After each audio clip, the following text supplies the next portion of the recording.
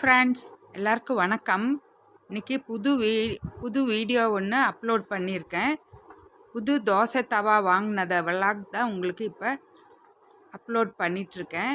என்னுடைய சேனலை சப்ஸ்கிரைப் பண்ணாதவங்க சப்ஸ்கிரைப் பண்ணுங்கள். பக்கத்துலேயே பெல் ஐக்கானை கிளிக் பண்ணுங்கள்.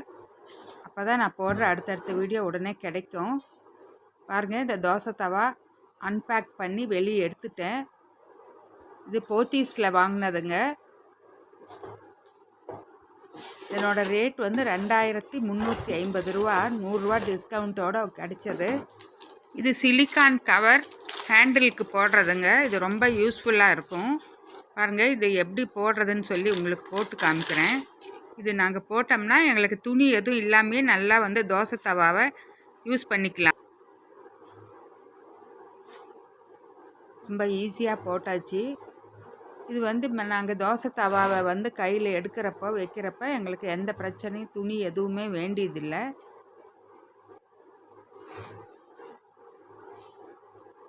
ரொம்ப யூஸ்ஃபுல்லாக இருக்குன்னு சொல்லி வாங்கியிருக்கேன்.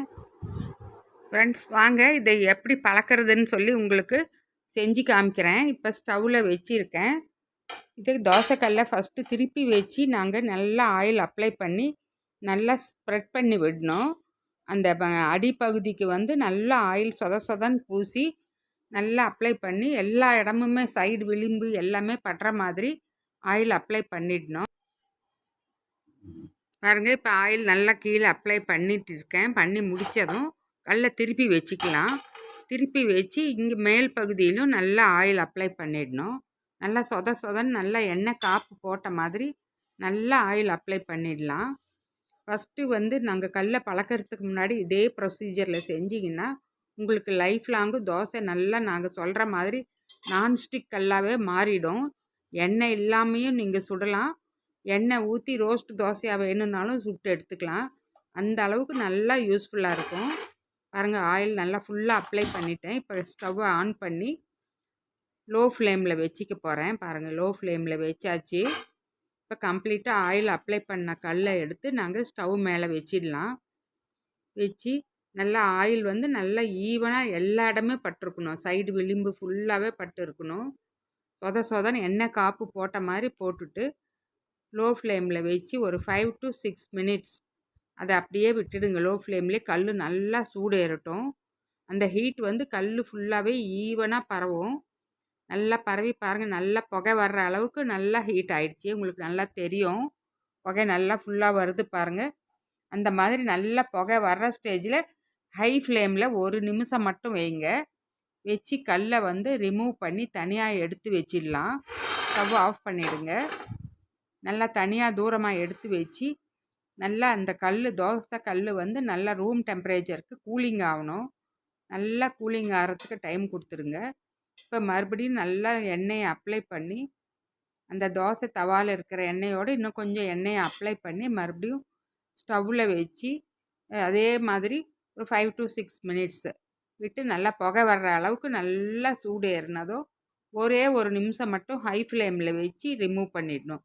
அதே மாதிரி ஒரு 4 அல்லது 5 தடவை இந்த ப்ரொசீஜரை நீங்கள் செய்யணும். அப்போ தாங்க தோசைக்கல் நல்லா பழக்கி எங்களுக்கு நான்ஸ்டிக் கல்லாகவே மாறிடும். நாங்கள் லைஃப்பில் ஒரு தடவை இந்த மாதிரி கல்லெல்லாம் வாங்கிட்டோம்னா எங்களுக்கு எல்லாமே நல்லாவே வந்து உழைக்கும். கடைசி லைஃப் லாங்கும் நல்லா உழைக்கும். நான்ஸ்டிக் தவாவில் நாங்கள் சுட்டோம்னா ஒரே ஒரு சின்ன கீறல் விழுந்துட்டாலும் அந்த கோட்டிங் வந்து போயிடும். நான்ஸ்டிக் தவாவில் இருக்கிற அந்த கருப்பு கோட்டிங் போயிட்டோம்னா அது உடம்புக்கு ரொம்ப கெடுதல் பண்ணுற விளைவுகள் வருங்க. பாட்டமில் முதல் ஸ்டார்டிங்கில் மட்டும் எண்ணெய் நிறையா அப்ளை பண்ணிட்டா போதும். ஒவ்வொரு தடவையும் பாட்டமில் அப்ளை பண்ண வேண்டியதில்லை. இப்போ பாருங்கள், டிஷ்யூ போட்டு தொடச்சி எடுத்தாச்சு. பாருங்கள், இப்போ நல்லா ஆயில் அது 5 தடவை செஞ்சுட்டு ஆயில் ஃபுல்லாகவே ஒரு துணி போட்டு தொடச்சிட்டேன்.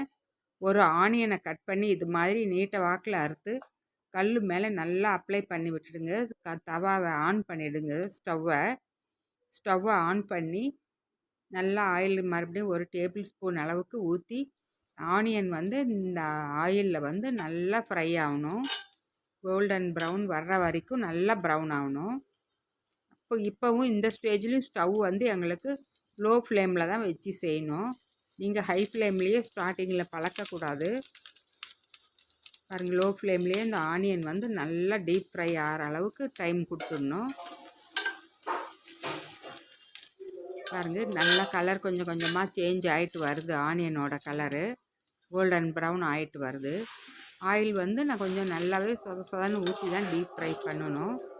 ஸ்டார்டிங் ப்ரொசீஜர் இதுதாங்க. நீங்கள் தண்ணி ஊற்றி கழுவுறது, ப்ரஷ்ஷு, ஸ்டீல் ப்ரஷ் போட்டு சோப் ஆயில் போட்டு கழுவுறது அதெல்லாம் எதுவுமே வேண்டாம். கல் துருப்பிடிக்க ஆரம்பிச்சிடும் ஸ்டீலுங்கிறதுனால. நீங்கள் அப்பப்போ துணி போட்டு அல்லது நீங்கள் டிஷ்யூ பேப்பர் போட்டு துடைச்சி எடுத்துக்கலாம். அப்படி நீங்கள் எப்போவாவது ஒரு தடவை கழுவுணுன்னா வெறும் சோப் ஆயில் போட்டு கழுவிட்டு உடனே துணி போட்டு ஈரம் இல்லாமல் துடைச்சி வச்சுடுங்க. துடைச்சி வச்சு கொஞ்சம் ஆயில் அப்ளை பண்ணிடணும். அப்போ தான் கல் துருப்பிடிக்காமல் இருக்கும். உங்களுக்கு ஈஸியாக இருக்கும் நெக்ஸ்ட் டைம் தோசை சுடுறப்ப. நீங்கள் கழுவிட்டு அப்படியெல்லாம் வைக்கவே கூடாது. கல் அப்படியே வச்சுட்டிங்கன்னா துருப்பிடிச்சிக்கும். பாருங்கள், ஆனியன் ஃபுல்லாக ரிமூவ் பண்ணி மறுபடியும் ஆயில் வந்து லேசாக அப்ளை பண்ணிட்டேன்.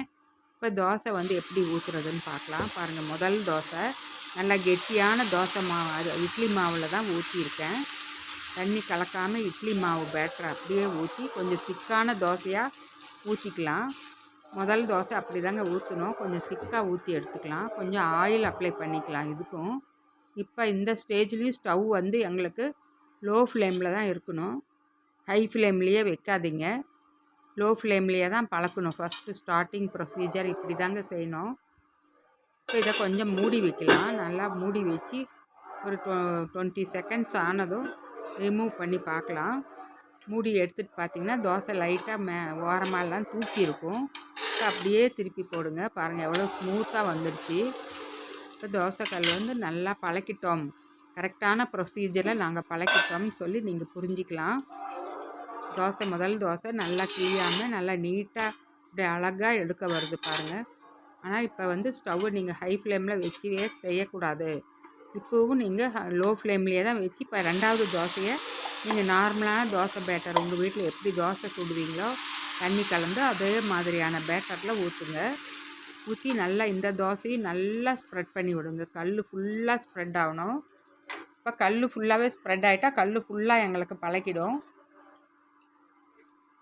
இப்போ இதுக்கும் கொஞ்சம் ஆயில் ஊற்றிடலாம். ஆயில் ஊற்றி நல்லா தோசையை வந்து லோ ஃப்ளேம்லேயே வச்சு சுடணும்.